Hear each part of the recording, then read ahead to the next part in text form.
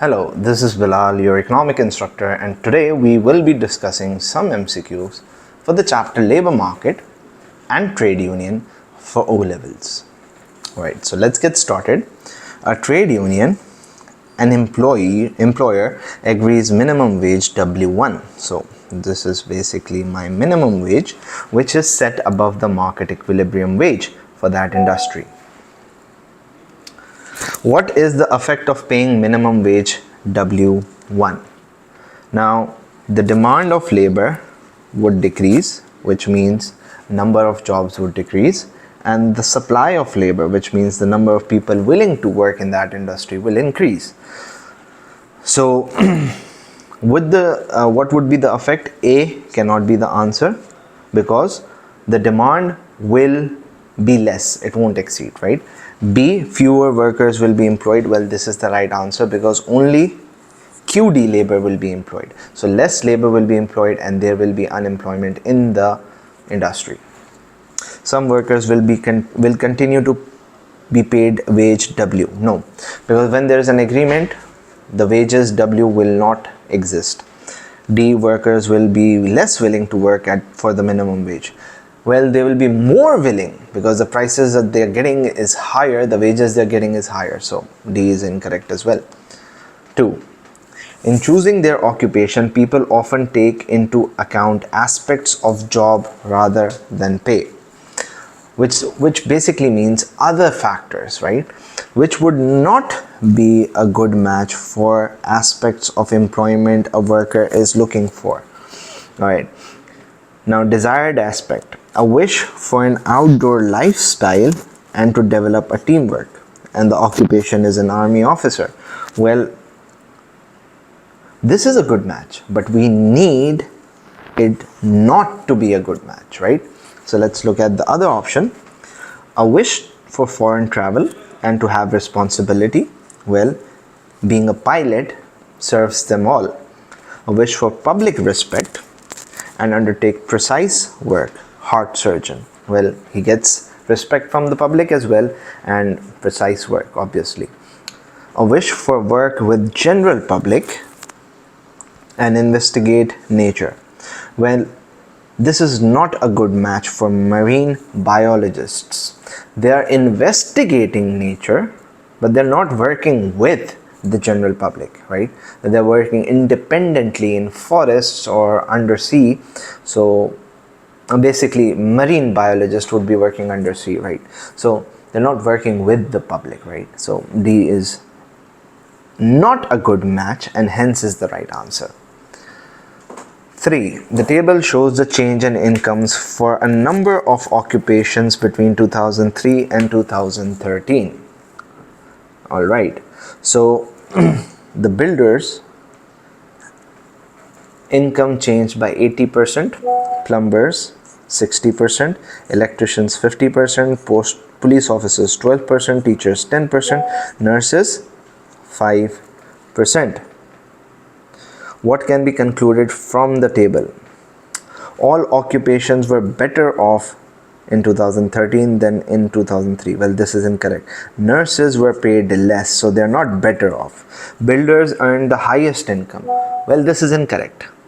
Why is this incorrect? They earned the highest increase. They had the highest change in income. We don't know what their incomes were. For example, a builder was being paid 100 and police officer was being paid 200. So now after the change of 80%, his salary is 180 and the police officer's salary is 224. So according to this, we can see that the highest salary is not necessarily for builders because it's not telling us the new salary, it's telling us how much the salary increased. So B cannot be the right answers.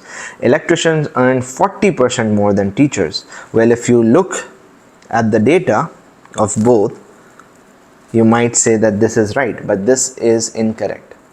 They did not earn 40% more. They earned the income changed by more than 40%. So we don't know their income. So we cannot say what their income currently is. Hence, C cannot be the answer. Non-manual workers, which means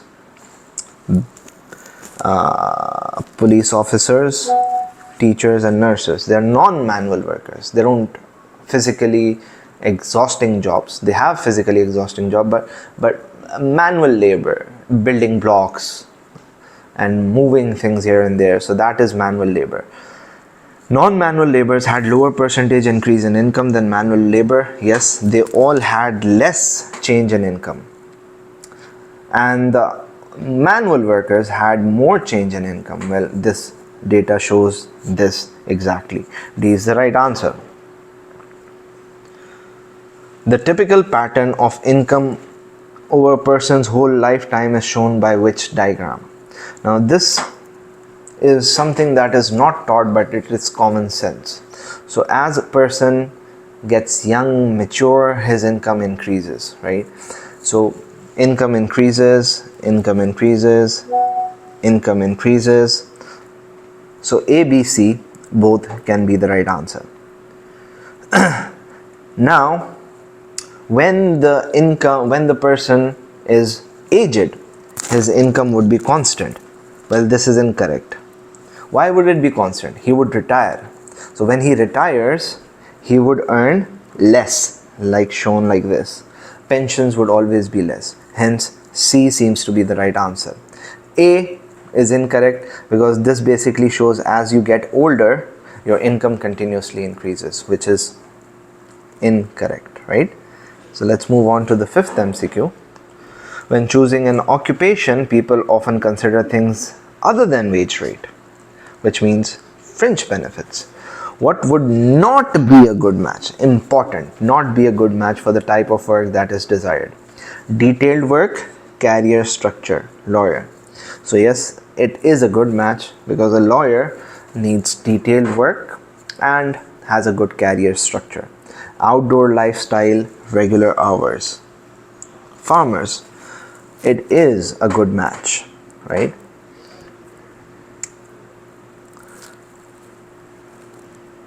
Now, part-time workers, part-time hours, work with people. Well, it is a good match. Technical knowledge and responsibility. Yes, telephone engineer needs to have technical knowledge and has a lot of responsibility. Now, according to this, all of them are correct. So which is not a good match? Let's go through them again, because sometimes we're missing something. Detailed work, career structure, lawyer, this seems to be right. Outdoor lifestyle, oh, I missed out this particular word. What does outdoor lifestyle mean? And what does regular hour mean? Outdoor lifestyle means staying out of your house and working. Well, this is correct for a farmer. He's mostly outside his house farming. But is he working regular hours? That's the question. If it is off season, the crops are not growing, so he's not working regular hours, is he? He's just at his home or enjoying, right? So regular hours, because of this, regular hours, farmers is not a desired work a farmer could do. So it's not a good match. Hence, this is the right answer. So a small misunderstanding would cost us an MCQ. We need to read it again if we are confused. If we think everything is right, we are missing out on something, that's the only reason, and then we have to read it all again. 6. What is most likely to increase occupational mobility of labor? Now, what does this mean, occupational mobility? Means shifting from one occupation to another. Building more houses. If I build more houses, would occupational mobility increase? No. Increase spending on retraining schemes. Yes, B seems to be the right answer. Reason, if I retrain labor, they can work on something else, right? C, increase in total government spending, not necessarily increasing occupational mobility, increase in information on job availability. So if I know which jobs are available, Basically, I can just apply to them. But getting a job on another occupation just on this basis, because I know that a company is hiring, that won't give me a job, right? I need to be equally skilled for that job. D cannot be the answer. A trade union succeeds in raising wages in an industry above the current equilibrium, which means minimum prices. How would the demand and supply of labor change? So if there is a minimum wage above the equilibrium, the demand would be less and the supply would be more, right? So quantity supplied would rise, quantity demanded would fall, hence two circles on B. C, B is the right answer. What is a trade union? Trade union is a group of workers that collectively bargain for their rights. A business organization? No, it's not a business organization. An area where there are no barriers to trade? No. An organization of employees from an industry? Well, this can be. Okay, a better example is D. An organization that represents the interest of the workers. They bargain for the interest of the workers. So D is a better explanation of a trade union. Which statements explain why the pay of doctors is usually higher than the pay of hospital cleaners? Because doctors are more qualified. Doctors have a higher opportunity cost in qualifying. Well, this seems to be the right answer, but we would not jump forward. We would read all the options. Doctors have a more elastic supply. Well, this is incorrect because doctors have an inelastic supply. The number of doctors are limited. If we increase the wages, we can get only a few more doctors. We can just have them immigrate to our country and we can just have a few more workers. So it's always inelastic. Skilled workers are inelastic. Hospital cleaners belong to trade unions. If they belong to trade unions, the wages would be higher. Hospital cleaners have more inelastic demand. Well, it's the other way around. Hospital cleaners have more elastic demand. A diagram shows a market for labor at X. Is the original equilibrium. Trade union negotiates a minimum wage at W. Government restricts the supply of immigrant labor. Okay. Okay, which is the new equilibrium? This is a good one. Initially we are at X, so there we go, right? And the government restricts the supply of immigrant laborers. So what happens is the supply decreases and there is a minimum wage. If the minimum wage is below the equilibrium, it will be ineffective. Hence the new equilibrium will be established, right? So 10, for 10, B is the right answer. I'll explain it again. If you restrict the supply, which means the supply decreases, the new equilibrium is now B. If you have a minimum wage below the equilibrium, minimum wages are supposed to be above the equilibrium. If they're below the equilibrium, they're ineffective and the equilibrium will be reestablished. Hence the new equilibrium will be B, right? 11.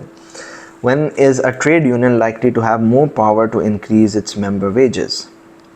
When imports are increasing. Well, if imports are increasing, their jobs are in danger because the firms will just fire them. They're importing goods. When the labor supply is increasing. If the labor supply is increasing, the firms would hire new labor, kick the trade union out of business. When the output is increasing.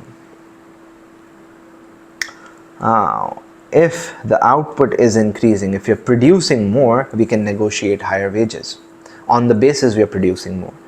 When the unemployment is increasing, if everyone is unemployed and we bargain for higher wages, the business is going to kick us out of their business and hire the unemployed labor. So D is incorrect. The wages of labor in a firm increases. What is the most likely effect on the production process? So if the wages increase, the cost of production will increase. As a result, the product will be expensive, less people will buy, the supply would decrease, right? Production process. Will the capital replace labor immediately? Well, the answer is not immediately, but in the long term. Capital replaces labor in the long run. Well, this is the right. answer. The labor won't replace capital because labor is expensive. We will replace labor with something. So B is the right answer. I thought this would be the answer, but I misjudged the MCQ. Hence, it's still correct to have this knowledge. The graph shows women wages as a percentage of men's wages in year 1 and year 2. Now, year 2 women are earning more than year 1. Not necessarily more, but more as a percentage of men's wages. Now this is important, right? So let's say if the men's were earning 100, the women in year 1 were earning 75, and if the men in year 2, we don't know what happened to their salary. For example, if their salary was 100, they're earning 80, right? But if it is 80, they are earning 64. We cannot say that the salaries have increased. We can only say that the women are earning more as a proportion of men's wages. We cannot say that women are earning more wages. That would be incorrect. I proved it just now. Younger women earn more than older women. Well, these are percentages. We don't know what the wages of men are. So this cannot be the answer. Women wages remain about the same between ages 40 and 50.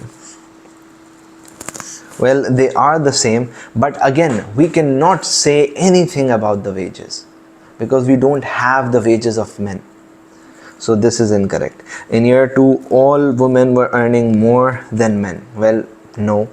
They were earning 80% and so on and so forth. In year 2, women are earning higher percentage of men's wages in year 1. So this is the right answer. Right? We cannot conclude on the amount. We can just conclude on the percentage. So that is a thing to remember. The last MCQ, a musician has a choice of playing for an orchestra in Germany or England. Which combination of income and cost of living is most likely to cause her to choose German orchestra? Now, whenever we are looking at incomes, we need to look after tax. We don't need to look at this. Before tax, I'm getting 100. After tax, I'm getting 90. So the real thing is 90, not 100. So I will ignore all of this. I will make my decisions on the remaining two. After tax, net income should be higher. And cost of living should be ideally lower. Only then I would move to Germany. So just by looking at this two, I can come to the conclusion, right? And if you see pre-tax, before tax, the income is low. That does not matter. After tax, comparatively, my income is higher, and that is the real thing that matters. So a very technical concept comes to an end. I hope you had something to learn out of it. Until next time, thank you.